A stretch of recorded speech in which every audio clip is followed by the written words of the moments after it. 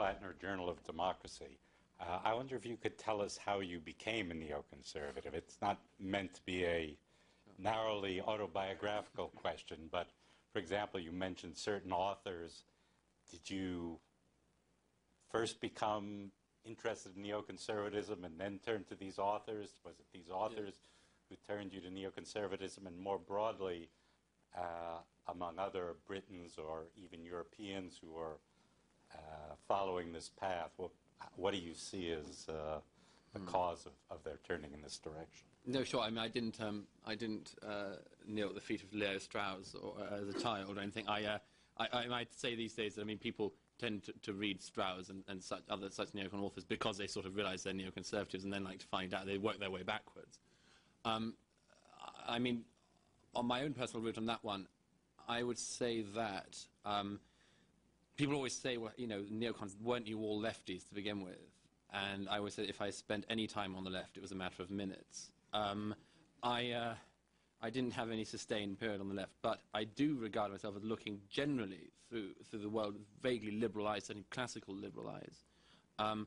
And I suppose the mugging, I mean, if I was mugged by reality, there were, I suppose, three things particularly. The first and most prominent one, I think, was on the issue of the Balkans in the 90s. Like a lot of people, I mean, there were people on the left like Brendan Sims in Britain, the Balkan expert, and so on, who I have common cause with because of this. I mean, the sheer exasperation, amazement, and horror that, as far as one could see, there was going to be a full replay on European soil of everything we said we wouldn't have again. And the incapability and the inaction of the international community and all the things we were told stood in the way of such a thing happening again. I mean, the UN that was intended, as Robert Cooper said in his great book, The Break of Nations, the UN was intended to retain the status quo, defend the status quo, not to create a new status quo. But it did create a new status quo, and it couldn't deal with an old problem. And Jacques Poo, who will, of course, go down in history for his incredibly arrogant, this is, you know, the European moment, you know, think that we will deal with this is a European moment. And it turned out they couldn't deal with it. They didn't. And again, I mean, even the American government, which of course did come in the end, but even the American government that people looked to, perhaps the Americans will help us out again seemed for a long time willing to see a full replay of what had happened in Europe before. And I think that, to me, was the horrible thing. We had at least pretended before that never again meant something. And then the pretense seemed to drop, and everyone just got on with life. So that would be the main thing, I think, was the Balkans. But then, I suppose, like everyone, it was 9/11, but more importantly, the reaction to 9/11. I always felt that the reaction to 9/11 gave away far more of the enemies of the West within the West than I think they intended to give away. I mean, all the people who said, for instance, on the left, I mean, the people who didn't know very much about Iraq and thought that it was an atheistical state, all those people who said, oh, how could there be an Al-Qaeda-Iraq connection because Al-Qaeda are religious and Baathists aren't. There couldn't be a common cause between those two. And you say, well, you've made common cause. Socialists are marching down the streets of Washington and London with Islamists. If you can do it in London, why the hell can't you do it in Baghdad?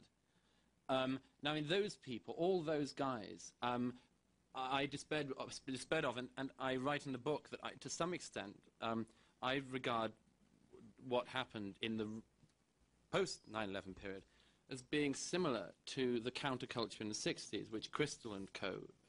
recognized. You know, when Kirkpatrick said, around the time that the Vietnam debate was getting perhaps most unpleasant here in the US, she said, she wrote somewhere, you know, we all recognized that America could be improved, but to improve it had to first survive. And what she and others saw then was that very large amounts of the anti-war movement then were not anti-war because it was a Vietnam issue, it was an anti-America issue. It was an anti-Western action issue. And that's what I saw in the post-9/11 period, was that the people who said don't overthrow the Taliban, then don't overthrow Saddam Hussein, there were legitimate ways of having that debate and doing it. But in large part, I saw it as being a new counterculture, a new culture which stood not to criticize our culture, but to denigrate it and actually to take it apart. I always say they seem to me to be like children with bicycles. They take it apart, but they have no idea of how to put it back together. Next question. Gentleman here, then the lady here.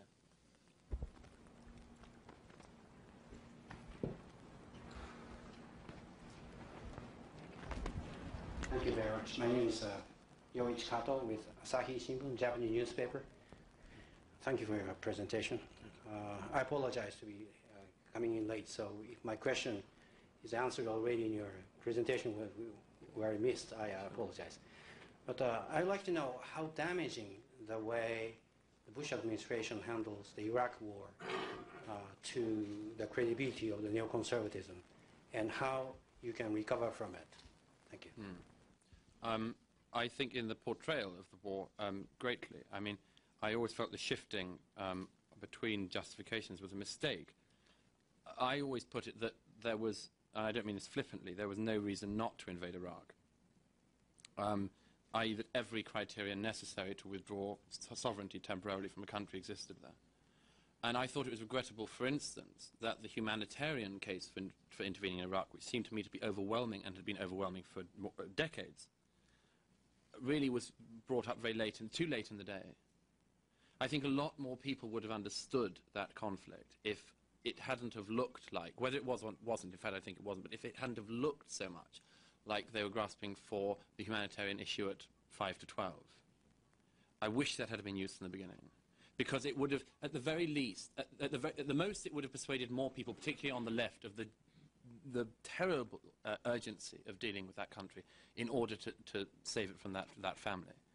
But at the least, it would have smoked out the people who pretend to care about the people of Iraq and so on, and actually do not at all. The people who masquerade as caring, and we've allowed to get away with it. It would have made them have to say, I do not care about the repeated genocides, don't do it. That would have been okay, we could have said fine. But it muddied the debate, yes.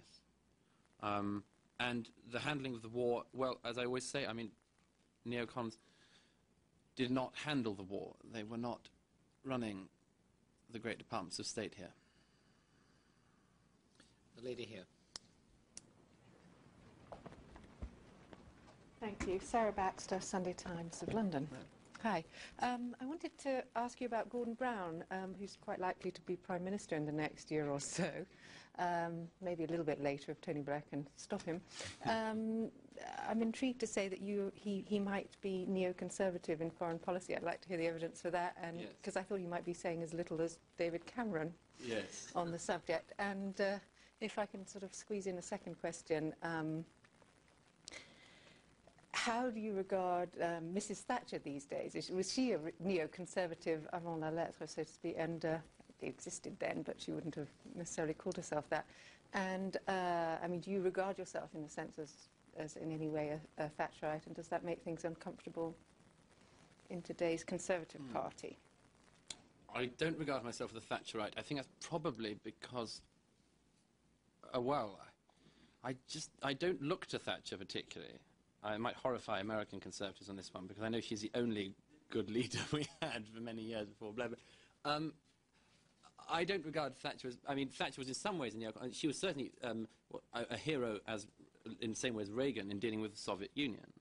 And the moral clarity she showed then seems to me to be what one might call neocon. Similar to her action in the Falklands, might I add, lambasting the American administration's initial reluctance to do anything but draw moral parity between my country and Argentina. I mean, that sort of thing seemed to me to be a fundamental sort of Now, to call it neocon in some ways is to, call it a bad name or to make it look worse. I think it was simply a moral stance she took, and that's what I admire in her. Admired in her then and admire her now. Looking back at what she did in her reign, but I wouldn't regard myself as a Thatcherite. I suppose that's probably because when we refer to Thatcherism in Britain, we don't mean treatment of the Soviet Union and so on. We mean privatization and all of that. So that would be my answer to that. On Gordon Brown, there is material evidence of his neoconservatism.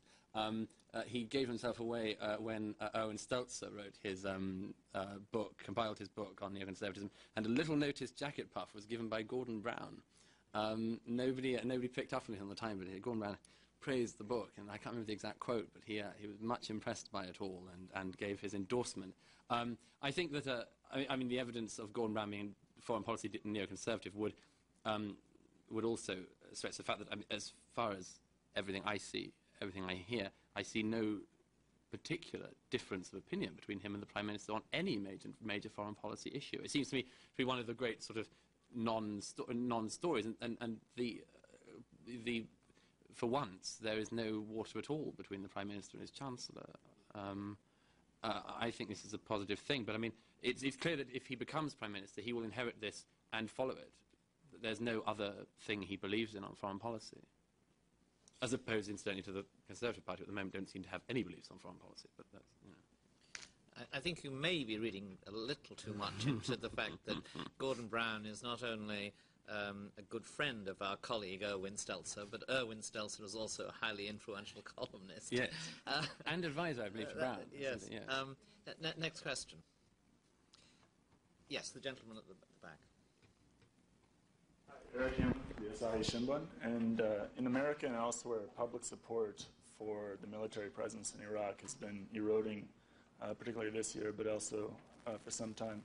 And my question is, what is, neoconservatives have come under critique for this, for overestimating the staying power of a democratic society in terms of foreign, especially international ventures.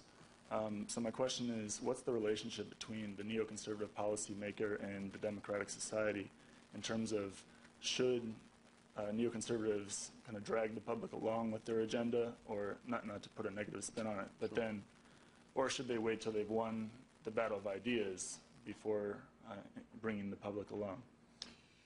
That's a good question. I mean, Iraq has, incidentally, I don't, once again, I mean, I don't regard the failures in Iraq as being necessarily put at the feet of neocons. I would particularly, of course, stress, I mean, those people who criticize the actions of the Pentagon and so on, and I'm not entirely among them, although I do have criticism, but Donald Rumsfeld is not a neoconservative. And whenever I say that, generally there's sort of bemusement, but I mean, outside this audience, I mean, generally people really don't get that. Because he's a hawk, or seems a hawk, they see him as a neocon. But on the issue of Iraqi society and whether the public will go along with this, I mean, it seems to me that one of the problems we face in Iraq is that the underestimation was the underestimation of the wickedness of the enemy. Not its numbers or anything else, but the sheer depths to which they would go. It's something which every time amazes. Every time, dozens of children are blown up deliberately. The opening of a water plant in 2004. The suicide bomber, the local children all there to celebrate the opening of the water plant. And the suicide bomber went in and just blew them all up. The case some months ago when a Shiite teacher in the south, when the government walked into the classroom and terrified all the children and shot their teacher in front of them. This sort of thing, I mean, the day-to-day things, we know, everyone knows hundreds of cases, sadly, by now, like this. I think we underestimated the wickedness of the enemy. And I think they knew that we would underestimate them and every time try to shock us. And shock us and terrify us and horrify us. This is the nature of terror. Why do they record kidnappings and beheadings? To horrify us. And it works. Of course it works. I mean, what journalist wants to venture outside the green zone? I mean, who would want to do it? Everyone in Iraq is terrified. They all have the premonition of themselves being on the camera, And that works. It works because every time they are steps and steps ahead of our wildest, horror nightmares of what somebody is willing to do as a human being to another human being. And it's very, very hard to battle an enemy like that. It's very hard to battle an enemy that is willing to kill